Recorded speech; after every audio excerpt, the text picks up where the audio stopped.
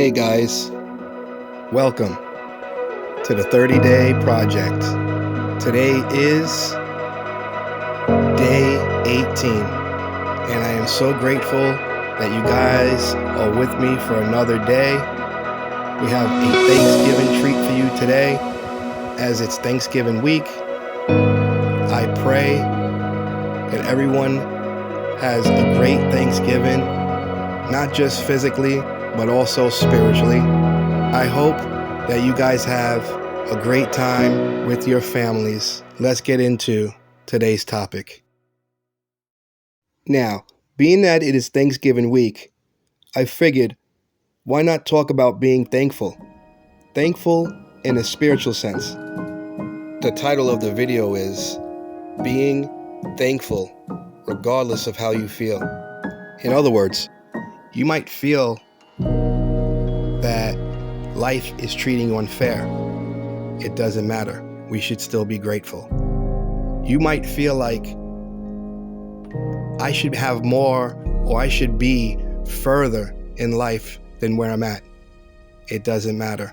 You should always be grateful. And last but not least, a lot of us say, you know what? I know I would be so much happier if I had this, or if this happened, or if that happened. Nope. Everything happened, and it happened for a reason. Just be grateful. And I will get into that obviously in detail.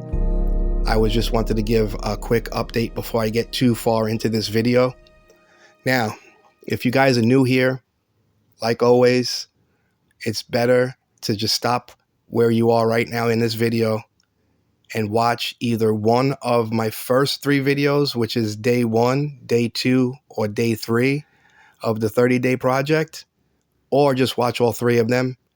I dedicated 3 videos just on the 30-day project itself.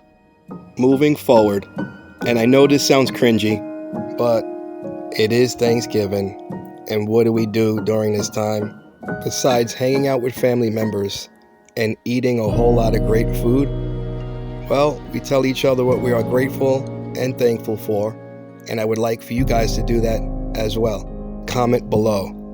Tell me who or what you are thankful and grateful for, and then tell me why.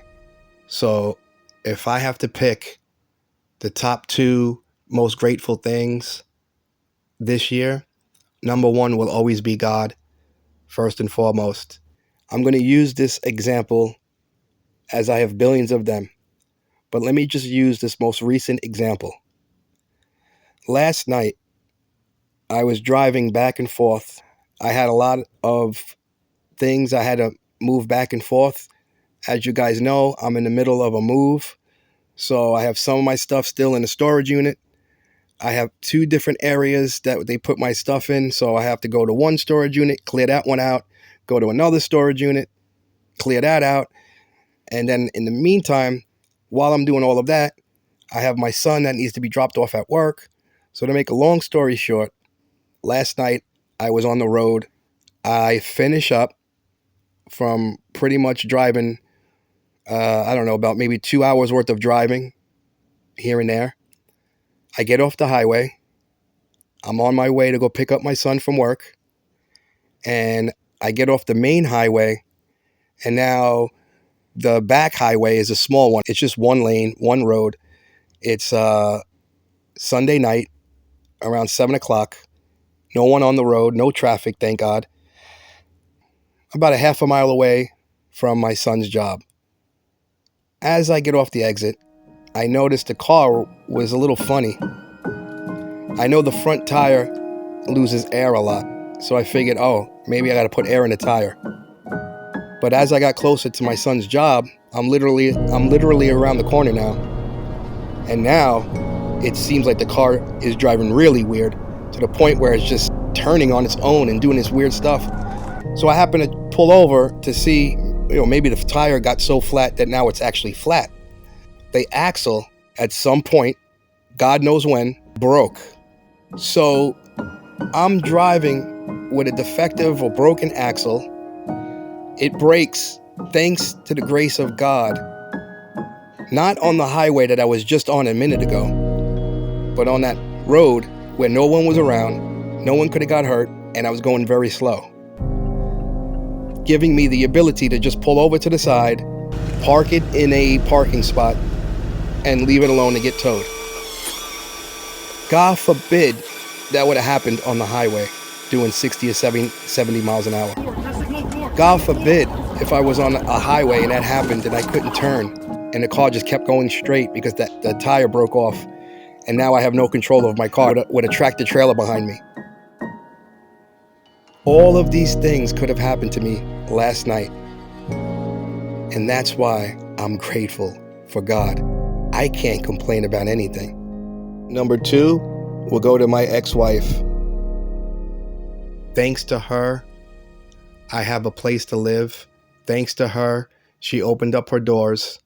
And thanks to her, I have an opportunity to take care of my children, basically pick up where I left off at the other house, to continue to move forward with everything that I have going on in my life.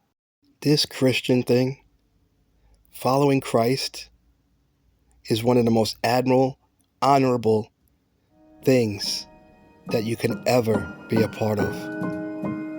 But it also is one of the hardest things.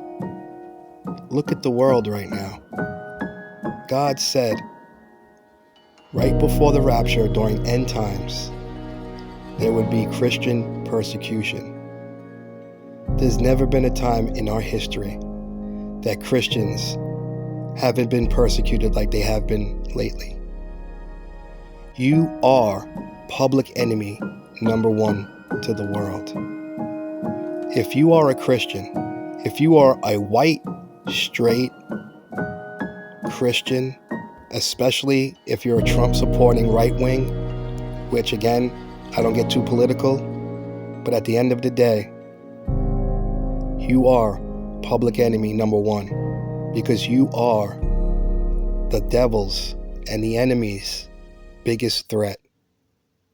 There's nobody in this world bigger threat than being a Christian. Reason being, we hold the truth.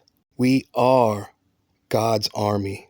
We are a body of Christ. Being grateful is another weapon in our arsenal to defeat the enemy when he tries to bring stress in our lives.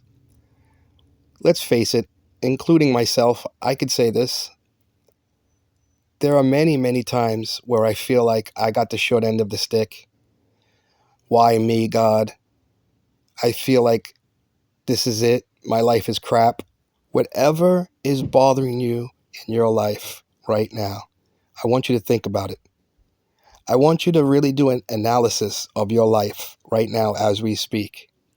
What are the things in your life that are holding you back? What is making you lose sleep at night?